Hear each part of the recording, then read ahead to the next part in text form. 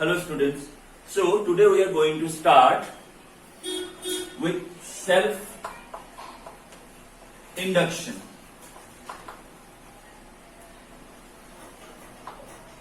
Okay. Now when we are going to study about induction or this kind of thing like self-induction, so self-induction के साथ साथ हम लोग को और एक चीज सीखना होगा, that is mutual induction. ठीक है, तो पहले हम लोग सेल्फ खत्म करेंगे, then we will move on to mutual. Now self induction मतलब क्या है?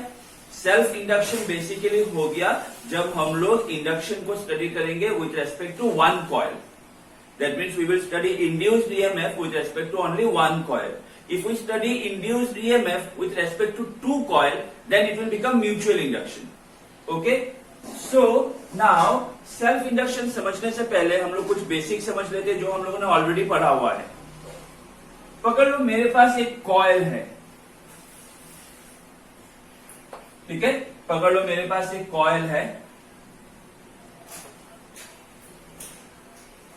और मैंने इस कॉइल में से कुछ करंट पास किया. तो जैसे ही मैं ये कॉइल में से करंट पास करूंगा, because of this current what will happen, there will be a magnetic field. Yes or no? We know that a current carrying conductor produces a magnetic field around it. तो ये coil के around भी एक magnetic field produce होगा, है कि नहीं? और अगर मैग्नेटिक फील्ड आएगा, so obviously we can link magnetic flux with the coil. There will be a magnetic flux linked with the coil. Yes or no? जहां पे मैग्नेटिक फील्ड का बात आता है वहां पे मैग्नेटिक फ्लक्स तो आएगा ही. ओके, सो जब इस कॉइल में से हम लोग करंट पास करेंगे, then what will happen? Okay, there will be a magnetic field around the coil. A magnetic field will produce around the coil, and this magnetic field that is produced around the coil will link with the coil, and there will be magnetic flux. This magnetic field will link itself with the coil, and as a result, there will be magnetic flux associated or linked with the coil. Okay. Now, अभी अगर हम लोग ये जो current है, ये current को अगर हम लोग वेरी करें, that means if we keep on changing this current by any mean, किसी भी वजह से ये करंट जो है वो वेरी हो रहा है, दैट मीन्स ये चेंज हो रहा है. तो ये करंट चेंज होना मतलब क्या होगा? जो मैग्नेटिक फील्ड है वो चेंज होगा, और मैग्नेटिक फील्ड चेंज होना मतलब क्या है? ये कॉइल के साथ जो मैग्नेटिक फ्लक्स लिंक्ड है वो भी चेंज होगा. यस और no? So when we change the current or when we change the magnitude of the current flowing through the coil, the magnetic flux linked with the coil also changes. And we have studied in the previous video that whenever there is a change in magnetic flux, there is an induced EMF. So as a result of this change in magnetic flux, there will be an induced EMF. Yes or no? And अगर हम लोग main कारण देखें तो ये induce EMF का main कारण क्या था? ये करंट के वजह से क्या हुआ? मैग्नेटिक फील्ड प्रोड्यूस हुआ. ये मैग्नेटिक फील्ड के वजह से एक मैग्नेटिक फ्लक्स लिंक हुआ कॉइल के साथ, और हम लोग जब करंट को चेंज करेंगे मैग्नेटिक फ्लक्स लिंक जो था वो भी चेंज होगा. एज ए रिजल्ट एक इंड्यूस ईएमएफ आ जाएगा with respect to the coil, है कि नहीं? There will be an induced EMF. Now ये जो इंड्यूस्ड ईएमएफ है, ओके, इसको पकड़ लो, ऐसे बैटरी के साथ लगा दिया. ये जो इंड्यूस्ड ईएमएफ है ये क्या करेगा? It will oppose the cause that produces it. और ये इंड्यूस्ड ईएमएफ किसके वजह से हो रहा है? Mainly because of the current. That means this induced EMF will oppose the current due to which it is produced और due to which it is induced. That means that causes it. ये सुनो, तो ये जो यहाँ पे ये self induction के प्रोसेस में ये जो ईएमएफ इंड्यूस हो रहा है इसको हम लोग क्या बोलते हैं? Either we say it to be self induced EMF और we call it back EMF. Why we call it back EMF? Because the EMF so induced opposes the cause due to which it is induced or due to which it is produced. Okay? ये जो EMF है जिसके वजह से ये EMF हो रहा है, बन रहा है, वो क्या करेगा? उस कॉज को अपोज करेगा. That is why it is called what? Back EMF.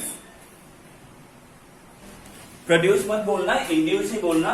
Okay, the EMF, so the EMF develop और द ईएमएफ बेस्ट होगा ऐसे ही बोलना. The EMF induced during self-induction has a tendency to oppose the current due to which it is induced. That is why this EMF is also known as back EMF. Okay.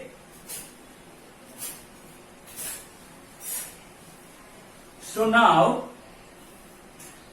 जो magnetic flux है that is directly proportional to the current. Yes or no?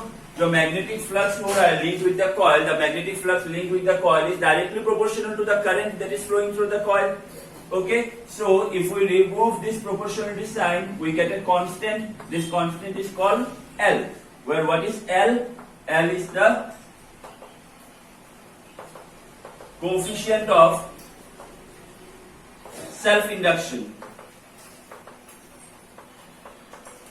What is L? L is known as the coefficient of self-induction. So यहाँ से therefore L equal to हम लोग को क्या आएगा? Phi by I.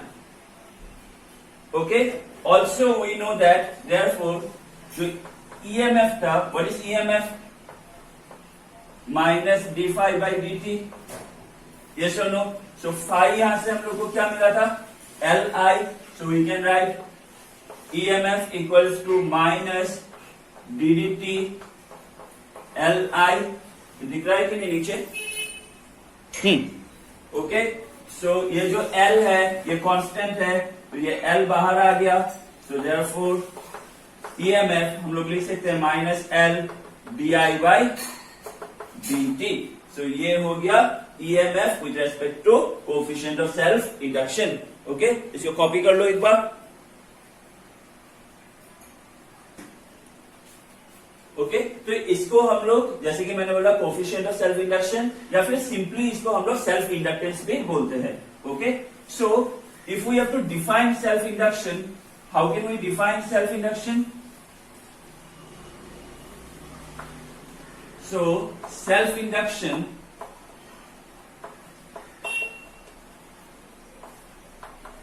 is the phenomenon of production of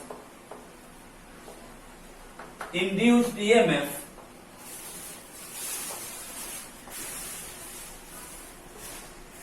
in a coil when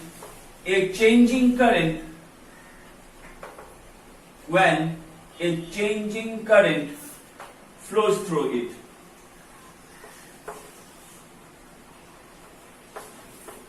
When a changing current flows through it. Okay, what is the SI unit of self-inductance? The SI unit of self-inductance is Henry. What is the SI unit of self-inductance? The SI unit of self-inductance is Henry. Okay, इसको copy कर लो. Okay.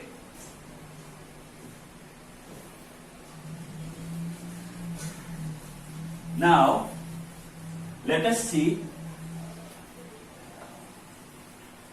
self-inductance of a long solenoid. Self-inductance of a long solenoid. Okay? So, let us consider a solenoid.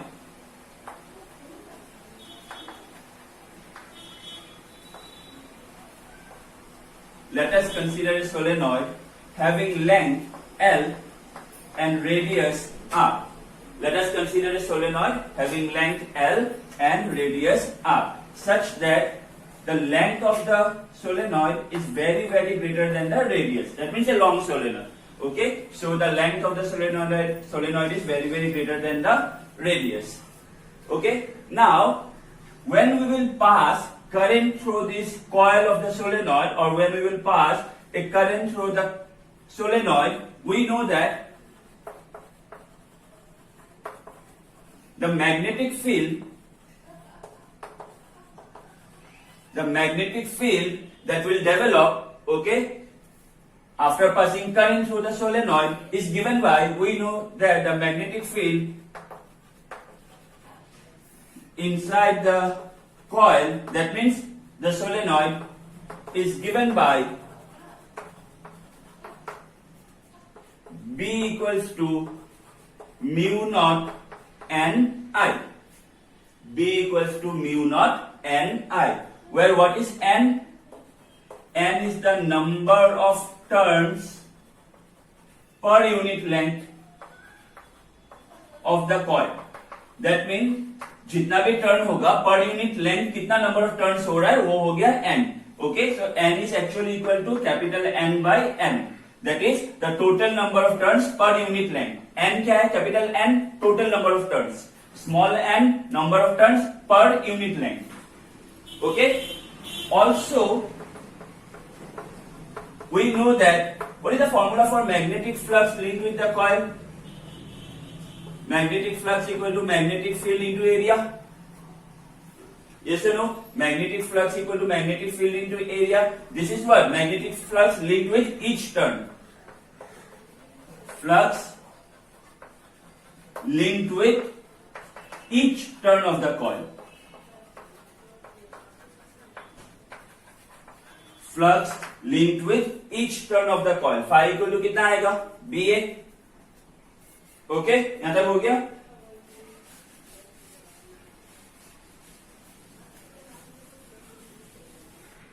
So therefore total magnetic flux associated or linked with the solenoid, वो तो था with each turn ना. So total with the solenoid कितना हो जाएगा? Phi equal to कितना था? BA into total number of turns of the solenoid, which is what? Capital N.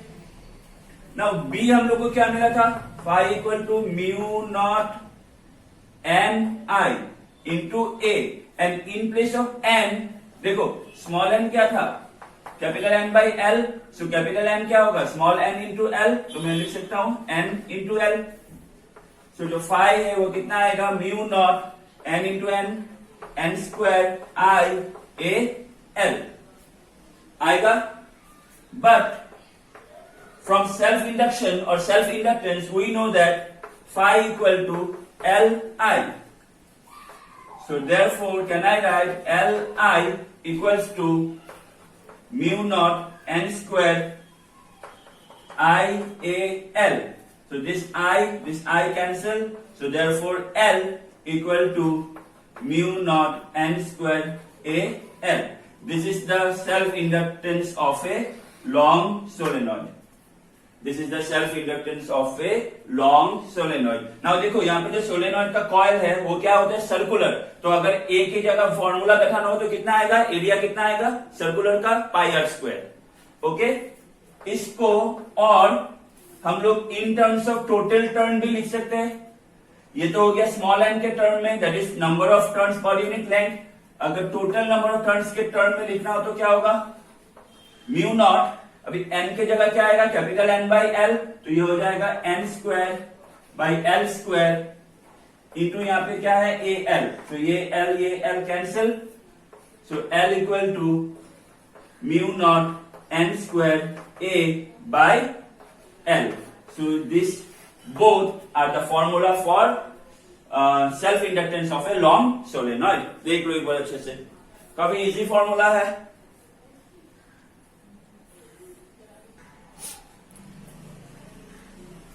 Done. Now देखो, हाँ ये हो गया सोलेनॉइड, है कि नहीं? बट अगर हम लोग ये जो सोलेनॉइड है, मतलब जो ये जो वायर है, कॉइल है सोलेनॉइड का, इसको अगर एक ऐसे मटेरियल के ऊपर, इसको अगर एक ऐसे मटेरियल के ऊपर रैप कर दे जिसका मैग्नेटिक परमिएबिलिटी बहुत हाई है, high magnetic permeability. Magnetic permeability हम लोग कैसे देते हैं? Mu R. Okay, if the solenoid coil is wrapped over a material having a very high magnetic permeability, for example like soft iron, then therefore ये जो self inductance हो जाता है of the long solenoid, ये क्या हो जाएगा? mu naught n square a by l. या फिर इसमें लिखो या फिर इसमें लिखो, इसके साथ क्या मल्टीप्लाई हो जाएगा? mu r. that is magnetic permeability of the core material, जिसके ऊपर ये जो वायर होगा, सोलेनॉइड का जो कॉइल होगा वो रैप्ड होगा। ओके, ठीक है। सो ये क्या रिप्रेजेंट कर रहा है? This is representing the magnetic permeability of the material over which the solenoid coil is wrapped around, okay, और वुंडेड अराउंड। सो फॉर्मूला ये हो जाएगा। नाउ यहां से और एक क्वेश्चन आता है, what are the factors on which the self inductance of a long solenoid depends, of a long solenoid depends. तो क्या क्या फैक्टर है यहां से मालूम हो जाएगा। देखो, number 1, L is directly proportional to N. Yes or no? L is directly proportional. Excuse me. L is directly proportional to N square. That means larger the number of turns of the solenoid or of the solenoid coil, larger will be the or greater will be the self inductance of the coil. Number 2, L is directly proportional to area of the coil. Okay, that means greater the area of the coil, greater or larger will be the self inductance, greater will be the self inductance. Number 3, L is also directly proportional to the magnetic permeability of the core material of the solenoid. That means जितना ज्यादा magnetic permeability होगा of the core material of the solenoid, उतना ही ज्यादा क्या होगा? self inductance. Okay, clear? Okay, so self induction हो गया. Now let us see what is mutual induction. Okay, so next let us see what is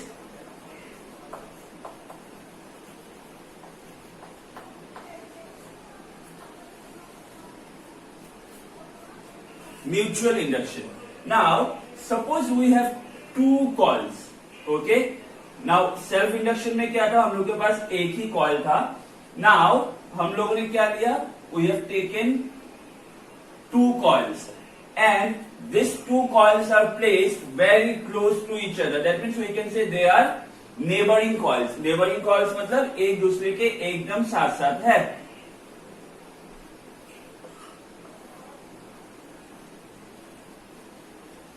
okay, सो इसको मैंने मान लिया प्राइमरी कॉइल और इसको मैंने मान लिया सेकेंडरी कॉइल.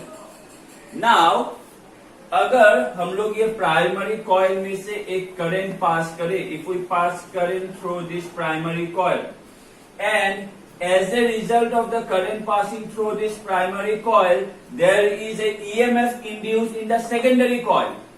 ये सेकेंडरी कॉइल में एक ईएमएफ इंड्यूस हो रहा है. Then this phenomenon is known as mutual induction. So what is mutual induction? The phenomenon of, okay, the phenomenon or ऐसे बोल सकते हो, if two coils are placed very close to each other such that when a current flows through the first coil, there is an EMF induced in the second coil, okay, then this phenomenon is known as mutual induction. Clear? Sorry, not current, changing current. Okay, current नहीं, it should be changing current. तो मैं फिर से एक बार बोल देता हूं. Okay, if two coils are placed very close to each other such that when there is a flow of changing current through the first coil, then as a result of that there is an induced EMF in the second coil, then this phenomenon is known as mutual induction. Okay, now mutual induction इसका भी same SI unit है, that is Henry. Okay, and magnetic flux of second coil,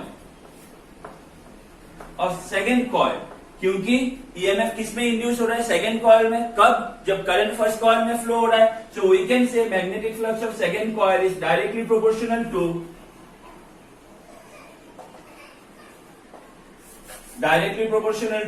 current in first coil. Magnetic flux of second coil is directly proportional to current in first coil.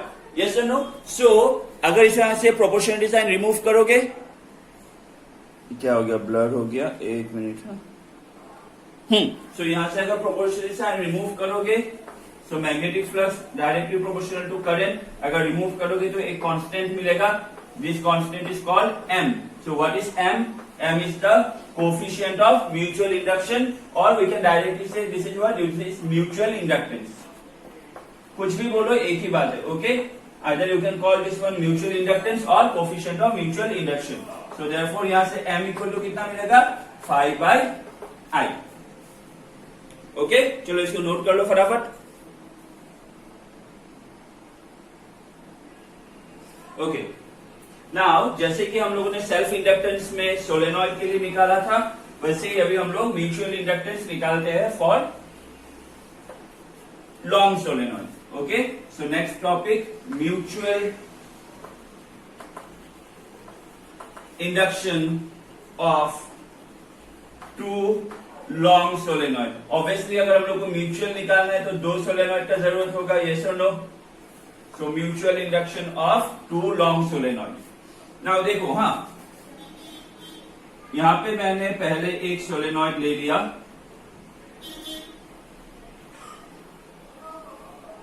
जिसका नाम मैंने S1 दिया। बात समझो, हाँ, पकड़ लो, ये एक सोलेनॉइड का कॉइल है S1। अभी ये S1 के ऊपर मैंने S2 को वुंड कर दिया, मतलब S1 का जो कॉइल है उसके ऊपर S2 का कॉइल रैप्ड अराउंड है, ओके।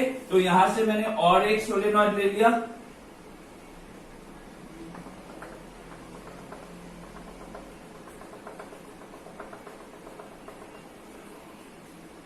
जिसको मैंने नाम दे दिया S2, okay. And S2 is wounded on S1, okay. So now हम लोग को यहां से ये निकालना है जो इसका म्यूचुअल इंडक्शन के लिए एक एक्सप्रेशन। तो हम लोग एक काम कर सकते हैं, एक बार हम लोग S1 में से करंट पास करेंगे, ठीक है, उसके वजह से हम लोग S2 के S2 में म्यूचुअल इंडक्शन का एक एक्सप्रेशन निकालेंगे, फिर हम लोग S2 में से भी करंट पास करेंगे और S1 में हम लोग म्यूचुअल इंडक्शन का एक एक्सप्रेशन निकालेंगे। तो S2 से पकड़ लो, करंट जा रहा है I2, ऐसे जा रहा है करंट, और S1 से करंट जा रहा है I1, ऐसे जा रहा है करंट, ओके। तो S1 से करंट जा रहा है I1 और S2 से करंट जा रहा है I2। दोनों जो सोलेनॉइड है उसका सपोज लेंथ सेम है, दैट इज L, एंड जो एरिया है कॉइल का वो भी सेम है, that is A, okay. Coil 1 मतलब S1 का number of turns per unit length कितना है, N1, और S2 का number of turns per unit length कितना है, N2। इसका टोटल नंबर ऑफ टर्न्स कितना है, कैपिटल N2, इसका टोटल नंबर ऑफ टर्न्स कितना है, कैपिटल N1। मैंने ये सब डायग्राम में ही बना दिया, तुम लोग अच्छे से लिख लेना, ठीक है, जब नोट्स बनाओगे अच्छे से लिख लेना। तो ये हो गया हम लोग का डायग्राम, इसको चलो फटाफट बना लो। नाउ देखो, हाँ, सो इनिशियली मैंने क्या बोला, लेट अस कंसीडर हम लोग जो करंट हो रहा है वो हम लोग ये सेकंड कॉइल में से पास कर रहे हैं, दैट मींस सेकंड सोलेनॉइड से, okay. So initially we are considering that we are passing a current I2 through S2, and due to which we have to find, okay, a expression for mutual induction with respect to the coil S1, okay. So when current I2 flows through S2, or you can write initially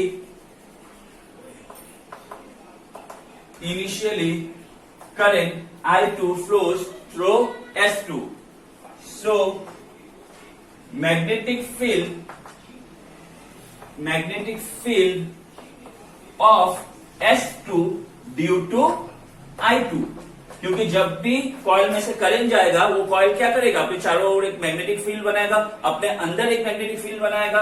so magnetic field, okay, of मत लिखो, inside लिखो, inside S2 due to I2। तो क्या होगा, magnetic field B equal to क्या था, mu naught Ni, यहाँ पे B2 इक्वल टू क्या होगा, mu naught N2 I2, where what is N? N2 equals to N2 by L. L तो कॉमन है कि नहीं? So therefore now यहां पे बात समझो। हाँ, जब मैग्नेटिक फील्ड बनेगा ये सेकंड वाला कॉइल में, ठीक है, तो मैग्नेटिक फील्ड के साथ हम लोग को मालूम है, हम लोग इसको भी एसोसिएट कर सकते हैं ना, magnetic field lines. That means we can associate magnetic flux. So बात समझो, हाँ, म्यूचुअल इंडक्शन में क्या होता है, ये पकड़ लो कॉइल और ये पकड़ लो कॉइल। अभी ये कॉइल का जब तुम मैग्नेटिक फील्ड लाइंस रिप्रेजेंट करोगे तो वो इसका कुछ मैग्नेटिक फील्ड लाइंस तो ये कॉइल में से भी पास होगा ना, होगा कि नहीं? ये सोलेनॉइड में जब, या फिर ये कॉइल में जब कुछ मैग्नेटिक फील्ड लाइंस रिप्रेजेंट करोगे तो कुछ मैग्नेटिक फील्ड लाइंस तो ये कॉइल में से भी, मैं ये रफली समझा रहा हूं, हाँ, ये कॉइल में से भी तो कुछ मैग्नेटिक फील्ड लाइंस पास होगा, सब नहीं, कुछ पास होगा, है कि नहीं? तो अगर इसका मैग्नेटिक फ्लक्स चेंज होगा तो इसमें भी तो कुछ मैग्नेटिक फ्लक्स चेंज होगा, है कि नहीं? तो इसका जो मैग्नेटिक फ्लक्स चेंज की वजह से, ठीक है, जो ईएमएफ इंड्यूस होगा, ठीक है, वो तो हो गया सेल्फ, लेकिन इसके वजह से जो इसमें ईएमएफ इंड्यूस होगा वो क्या होगा? Mutual. That means because of this one we have to find in this coil. So main reason क्या था? सेल्फ इंडक्शन में हम लोग को मालूम है चेंजिंग करंट। सो इस कॉइल में करंट चेंज होने की वजह से इसमें जो ईएमएफ होगा उसी को निकालना है हम लोग को, या फिर उसी के रेस्पेक्ट में म्यूचुअल इंडक्शन निकालना है। अगर इसका निकालोगे तो वो तो सेल्फ हो जाएगा। सो ये मैग्नेटिक फील्ड हो गया। Therefore magnetic flux linked with solenoid. अभी कौन सा सोलेनॉइड लेना है? S1, क्योंकि करंट जा रहा है S2 में से, ठीक है, उसके वजह से हम लोगों को S1 के रेस्पेक्ट में एक एक्सप्रेशन निकालना है। So magnetic flux linked with solenoid S1, total magnetic flux में डायरेक्ट निकाल देता हूं, total magnetic flux linked with S1। So magnetic flux का फॉर्मूला क्या था? Phi1 equal to B into A। Now magnetic field किसमें था? करंट किसमें से पास कर रहे हो? सेकेंड कॉइल में से। सेकेंड कॉइल में करंट पास करोगे जिसके वजह से उस कॉइल के चारों तरफ एक मैग्नेटिक फील्ड बनेगा, और उस मैग्नेटिक फील्ड की वजह से जो उसका साथ में और एक कॉइल है उसमें कितना मैग्नेटिक फ्लक्स लिंक हो रहा है वो निकालना है। तो ये होगा B2, और एरिया जो है, एरिया तो कॉमन है, दोनों कॉइल का जो हम लोगों ने एरिया लिया वो तो कॉमन है। सो टोटल मैग्नेटिक फ्लक्स निकाल रहे हो किसका? सोलेनॉइड 1 का, तो obviously total number of turns भी लेना पड़ेगा किसका? 1 का, ठीक है। सो यहां पे मैं ये रफ कर देता हूं। सो यहां पे Phi1 कितना मिला हम लोग को? B2A N1। Therefore mutual inductance of कौन सा? Coil 1 with respect to coil 2, है कि नहीं? 1 का करंट किस में जा रहा है? 2 में। So mutual inductance of coil 1 with respect to coil 2, that means M12। Mutual inductance of coil 1 with respect to coil 2, जिसमें से करंट जा रहा है उसके रेस्पेक्ट में।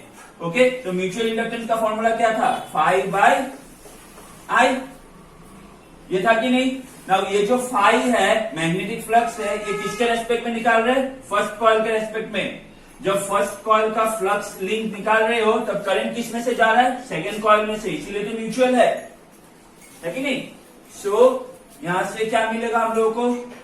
Phi1 B2A N1 divided by I2। B2 का फॉर्मूला क्या मिला था? म्यू नॉट N2 I2, ऊपर क्या है? A N1 divided by I2। ये दिख रहा है कि नहीं? तो ये I2 cancel. So therefore M12 हम लोग को कितना मिलेगा? Mu naught. नाउ देखो यहां पे N2 है ना, N2 को मैं लिख सकता हूं N2 by L, ऑब्वियसली पहले से N1 था तो ये हो जाएगा N1 N2, ओके। ये N2 की जगह में अगर N2 by L लिखूंगा तो नीचे आ जाएगा L, ऊपर ऑलरेडी बचा A और कुछ बचा नहीं, डिवाइडेड बाय L। तो ये हो गया म्यूचुअल इंडक्टेंस का फॉर्मूला, ओके। यहाँ पे तुम either with respect to this L लिख सकते हो या फिर इसको रिप्लेस करके N2 इंटू L लिख के भी लिख सकते हो, जैसे तुम लोगों का मर्जी, दोनों करेक्ट होगा, ठीक है। कैपिटल एंड स्मॉल एन दोनों के रेस्पेक्ट में लिख सकते हो, ओके। तो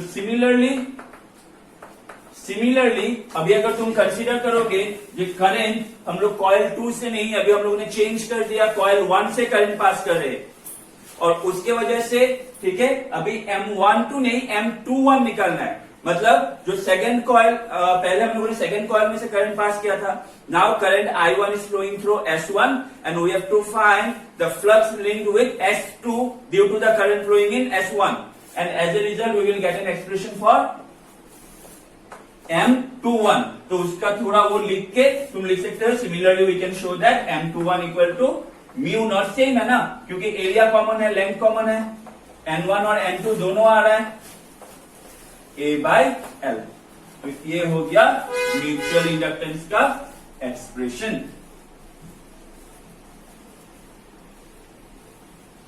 ओके। नाउ देखो, हाँ, जो म्यूचुअल इंडक्शन है वो कौन कौन सा फैक्टर पे डिपेंड हो रहा है। म्यूचुअल इंडक्शन भी कुछ कुछ फैक्टर पे डिपेंड हो रहा है, कौन सा। Number 1, mutual induction is directly proportional to N1 into N2, that means product of the number of turns of both the coils. So larger the number of turns in both the coil, more will be or greater will be the mutual induction. Yes or no? Mutual inductance. Number 2,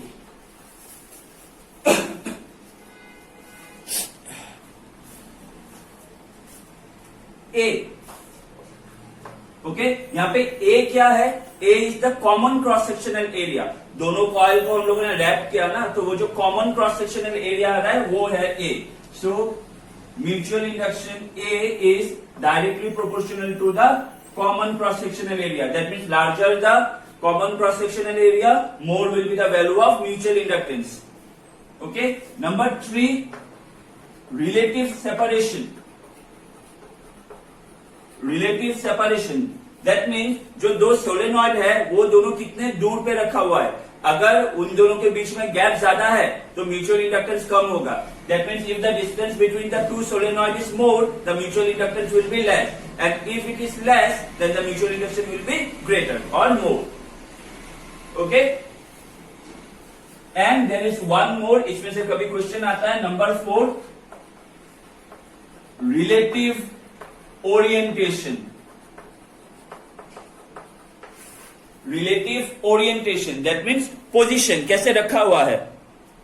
अगर दोनों coil को ऐसे एक के ऊपर एक को overlap करके रखोगे, okay, if the two coils are wounded with respect to each other or one coil is wounded over the other, then mutual induction is or mutual inductance is maximum। अगर इस ओरिएंटेशन में रखोगे maximum, और अगर दोनों solenoid को या दोनों कॉइल को, ओके, ऐसे रखोगे परपेंडिकुलर टू ईच अदर,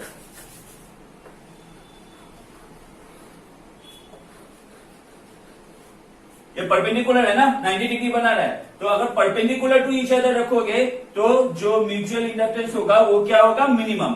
जो म्यूचुअल इंडक्टेंस होगा वो क्या होगा, मिनिमम, ओके।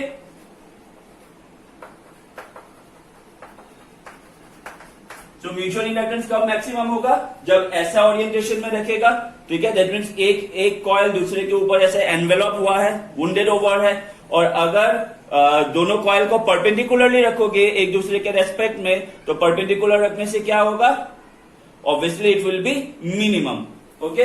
सॉरी, यहाँ पे करंट का डायरेक्शन ऐसे देना, हाँ, यहाँ पे ये होगा करंट का डायरेक्शन, यहाँ पे ये देना करंट का डायरेक्शन, ओके। तो ये था self inductance and mutual inductance. I hope यहां तक क्लियर है। Thank you.